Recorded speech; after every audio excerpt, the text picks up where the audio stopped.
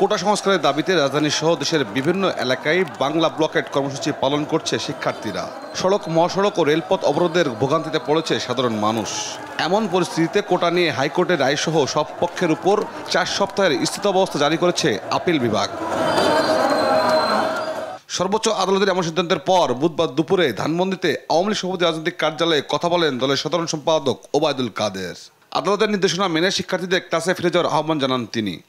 আমরা জেনেছি আগামী আগস্ট মাসের প্রথম সপ্তাহে আপিল বিভাগে চূড়ান্ত শুনানির মাধ্যমে বিষয়টি নিষ্পত্তি হবে।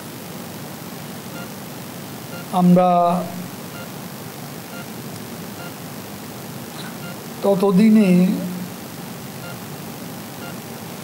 আন্দোলনকারী শিক্ষার্থীদের ধৈর্য ধারণ করতে বলবো। এদিকে তেজগাঁও ঢাকা জেলা আওয়ামী লীগ কার্যালয়ে এক অনুষ্ঠানে যোগ দেন স্বরাষ্ট্রমন্ত্রী আসাদুজ্জামান খান কামাল। সব পক্ষকে আদালতের নির্দেশনা মেনে নেওয়ার আহ্বান জানিয়ে তিনি বলেন, শিক্ষার্থীদের ব্যাপারে আইনশৃঙ্খলা বাহিনী কঠোর হবে না। যে আপনারা ধৈর্য ধরে আপনাদের আইনশৃঙ্খলা বাহিনী কিংবা দেশের সরকার আপনাদের বিরুদ্ধে নয়, আমরা আপনাদের শক্তিতেই শক্তিমান। আপনারা ভবিষ্যৎ প্রজন্ম আপনাদেরকে দেশকে নেতৃত্ব দেবেন।